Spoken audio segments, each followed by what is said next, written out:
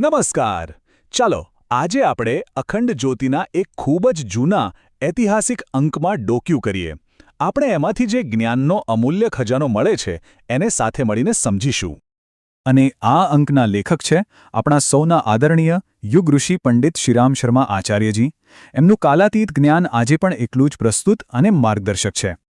તો ચલો આપણે આ જ્ઞાનના મહાસાગરમાં ઊંડા ઉતરીએ. આપણે કુલ 6 વિષયો પર વાત કરીશું જે બધા એકબીજા સાથે એવા જોડાયેલા છે કે સાથે મળીને એક સાર્થક જીવન જીવવાનો નકશો તૈયાર કરે છે. તો સૌથી પહેલી શરૂઆત ક્યાંથી કરીશું? બહારથી નહીં, પણ આપણી અંદરથી. ચાલો આપણા મન, આપણી ભાવનાઓ અને આપણા આધ્યાત્મિક અસ્તિત્વના ઊંડાણમાં ઉતરીએ. જુઓ, પહેલો જ લેખ એક એવી સામાન્ય ગેરસમજને પડકારે છે કે પ્રેમ કરવો એ નાદાની છે. પણ અહીં કહેવાયું છે કે પ્રેમ કોઈ નબળાઈ નથી. અરે, એ તો આત્માનો મૂળભૂત સ્વભાવ છે. એક એવી શક્તિ જે આપણને આધ્યાત્મિક માર્ગ પર આગળ વધારે છે. હવે આ એક ખૂબ જ ગહેન વિચાર છે, જરા ધ્યાનથી સમજજો. અહીં પાપ શબ્દની આખી વ્યાખ્યા જ બદલી નાખવામાં આવી છે.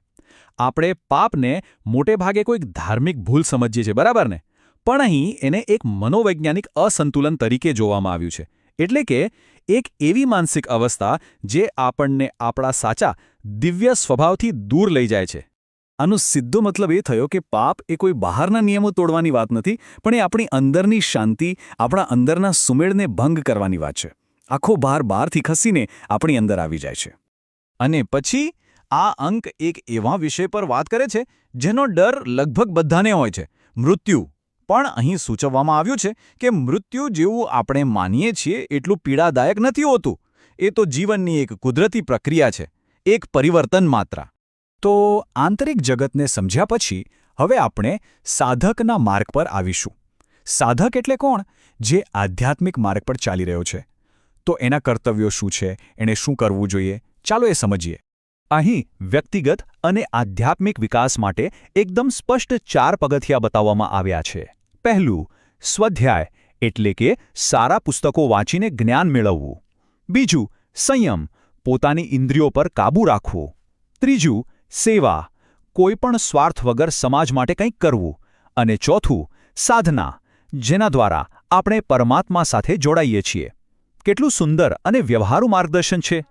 અને હા, જ્યારે આપણે યોગની વાત કરીએ ત્યારે એ પણ સ્પષ્ટ કરવામાં આવ્યું છે કે યોગનો અર્થ ફક્ત શારીરિક કસરત કે આસનો નથી.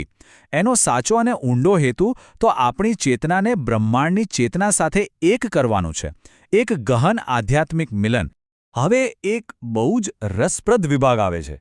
આપણે ઘણીવાર ધાર્મિક વિધિઓ અને અનુષ્ઠાનો કરીએ છીએ, પણ શું આપણે ક્યારેય વિચાર્યું છે કે એની પાછળ કોઈ વિજ્ઞાન હોઈ શકે? આ વિભાગ એ જ શોધ કરે છે કે કેવી રીતે પ્રાચીન પરંપરાઓ વ્યવહારિક અને વૈજ્ઞાનિક આધાર ધરાવે છે.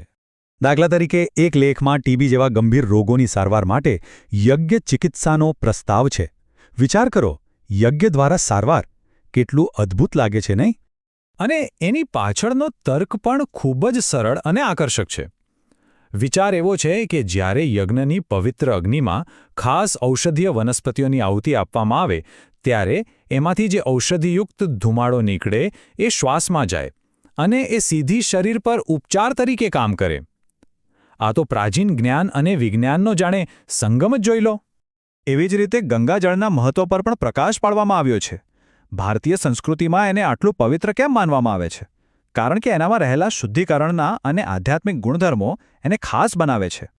અને આ બધી વાતો પરથી એક વાત તો સાબિત થાય છે કે આપણું આધ્યાત્મિક સ્વાસ્થ્ય અને શારીરિક સ્વાસ્થ્ય આ બંને અલગ નથી. એ એક જ સિક્કાની 2 બાજુ છે. આ લેખો આપણને પ્રકૃતિ સાથે તાલમેલ રાખીને કેવી રીતે સ્વસ્થ રહેવાય એની સનાતન સલાહ આપે છે. જુઓ, રોજિંદા જીવન માટે કેટલી વ્યવહારુ સલાહ છે. જેમ કે ઊંઘ વિશે એની ગુણવત્તા અને સાચા સમય પર ભાર મૂકવામાં આવ્યો છે. આહારમાં વનસ્પતિ ઘી જેવી વસ્તુઓથી દૂર રહેવાની ચેતવણી છે.